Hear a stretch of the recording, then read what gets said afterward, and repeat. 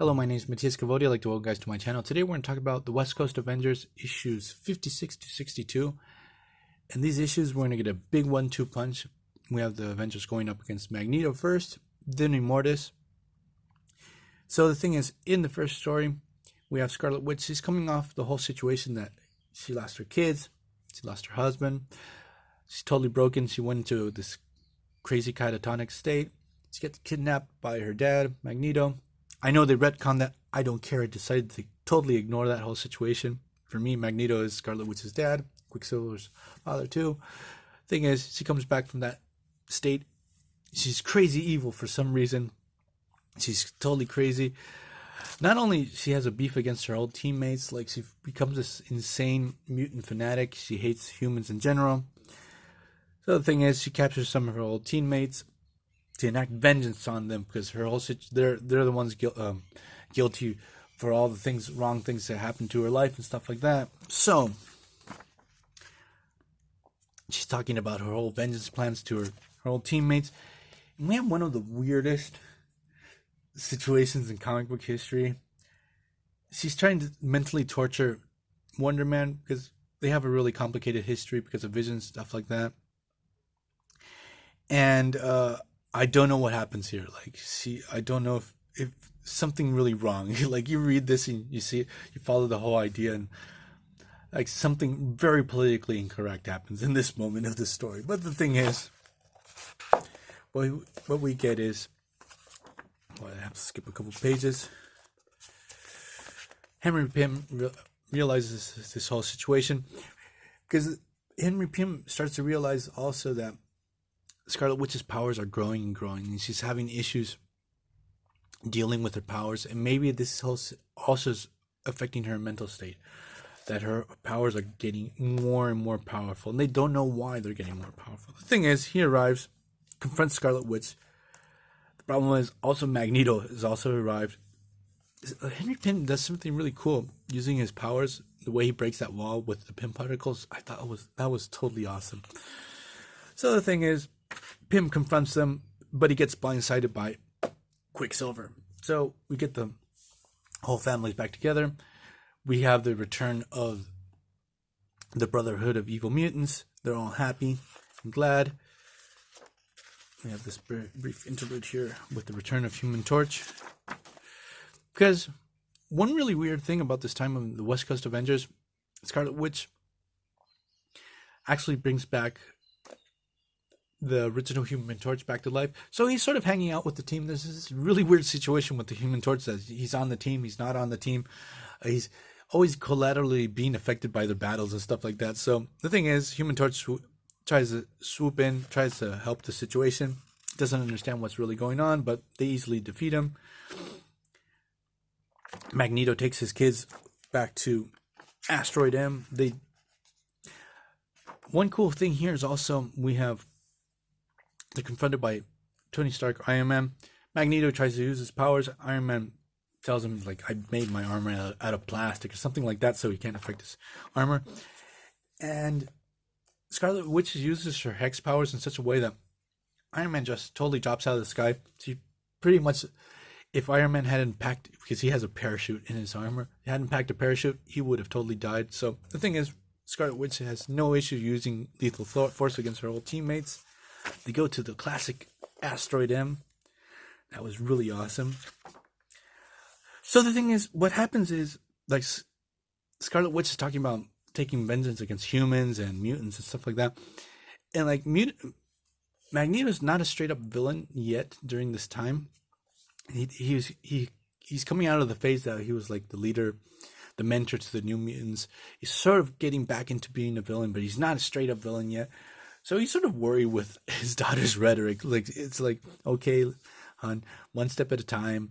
We're going to fight for mutant rights first, but we don't have to kill everyone yet and stuff like that. Just don't worry, come on. And obviously, we know that Quicksilver is there to sort of spy on them. He's going to betray him, obviously, further down the line. So, in the first attack of the Avengers, they go to Asteroid M. They attack Magneto and company, try to take back Scarlet Witch and help her because they know she's psychologically broken. And Magneto does something totally OP. One first thing is that Scarlet Witch deactivates Human Torch here. Just they deactivate him. He's technically dead, and we never see him again in the series. Like he totally disappears. Like in 7 issues, he pops up, and he's never even mentioned again. What the hell happened to him? He's just gone. So the Avengers attack. Magneto's like, I'm gonna deal with these guys. He uses their own Quintjet, makes a ball of metal, shoots them back to Earth. Like that's such a cool OP move that he does there. Also, we have Henry Pym back with his Ant-Man helmet. He had abandoned this incarnation of himself as a hero, but the thing is, he's sort of back as Ant-Man here. So we get round 2 with the Avengers against Magneto. Because what obviously happens is Quicksilver turns on his dad and tries to talk some sense into Scarlet Witch. This doesn't work, and it was all a trick. He had Lockjaw shrunken down with pin particles in his pocket, teleports himself, Magneto, and Scarlet Witch back to Earth so they can be attacked and captured by the Avengers. So we get this final battle against Magneto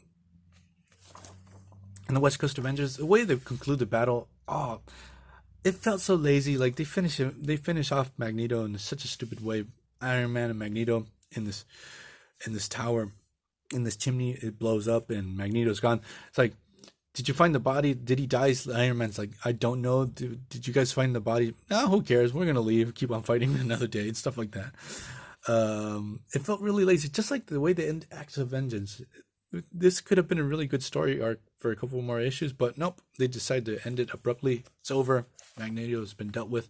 Thing is, they go back to the Avengers Mansion, and they arrive and discover Immortus was there, and he's the one responsible for Scarlet Witch's mental state. So, what we discover in this story is, in this arc that we're going to get, that Immortus is the one behind all of Scarlet Witch's trials and tribulations and how her life has gotten really miserable, the loss of her children, her husband, her livelihood, everything is gone, how her powers were getting out of whack. It's an insanely convoluted plan where he's going to use Scarlet Witch's hex powers into controlling the whole time stream. It's really, really convoluted the way he explains it. It goes on forever. His supervillain monologue. The thing is, we get the West Coast Avengers battling the Legion of Dead, or the Undead Legion, or something like that they were called. So we have Iron Man having to deal with Arno Stark, Iron Man 2020, Grim Reaper, Black Knight, Swordsman. We think it's Human Torch, but it's actually Toro, Right Wing, Left Wing, and Comet Man. So these battles are okay, but we take a deep dive into the history of Kang and Immortus as a character. So if you don't know much, they're going to tell you all about this. We're going to also discover more about the Time Masters. Like, much of the story actually is going to tie into the Avengers Forever story arc, a miniseries that was really, really good. It was actually really worth the while. So, at the end of this, the Avengers are able to defeat Immortus. The whole situation with the time stream is back to normal thanks to the Time Masters. Scarlet Witch is not a villain anymore. She's back to being a normal hero. And we're gonna end this video here. So I recommend you guys, like, if you haven't read West Coast Avengers, the whole run is a lot of fun. You get a lot of bang for your buck in all these stories. The only bad thing is, like, the way they resolve stories, they're pretty. At the end of the story, it's like, we have to finish it in 2 pages to finish off the villain, and that's it. But at least for me, it was a really fun run. So I hope you guys like this video, and see you guys next time. Bye.